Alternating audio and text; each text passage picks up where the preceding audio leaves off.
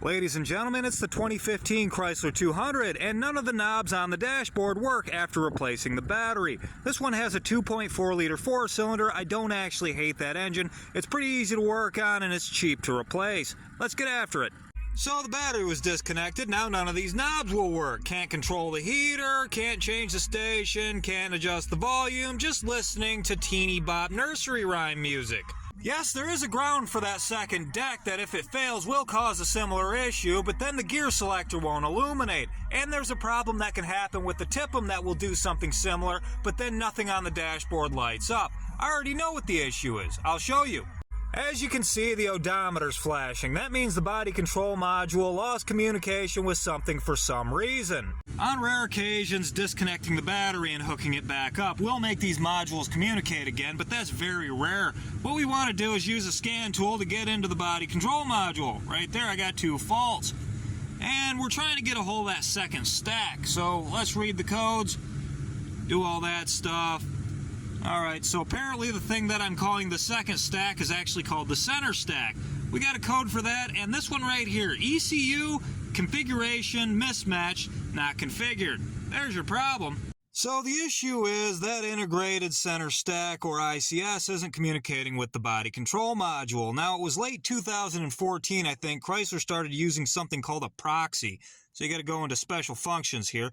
And what a proxy is, it's a module that communicates with all the other modules to remind them to talk to one another. And we have to remind that proxy that the ICS actually exists. So here it is, proxy configuration alignment.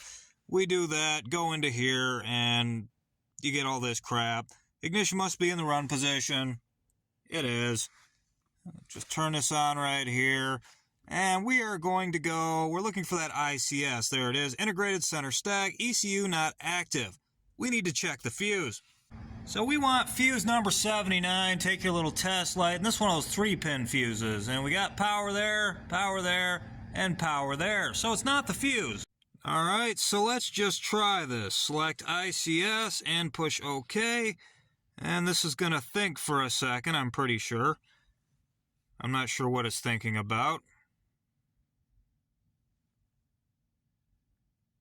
Guess I'll pause you a minute. Oh no, there it is. Okay, attention, the following ECUs are not active, and it says down there on the bottom, the ICS. Okay, so we're going to align the specific ECU and push OK. Proxy configuration alignment not required at this time. Now sometimes you get this message even though it did what it was supposed to. So let's see what happens. Alright, I'm going to start this car up. Alright, let's check these little knobs out here. Give it a second to wake up. I've got something. Radio, hell yeah, it's alive. So that worked.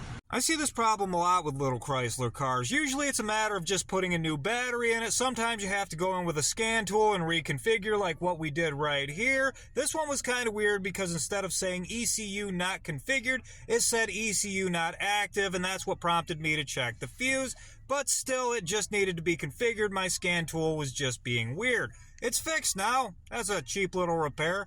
I'm going to give it back to the owners.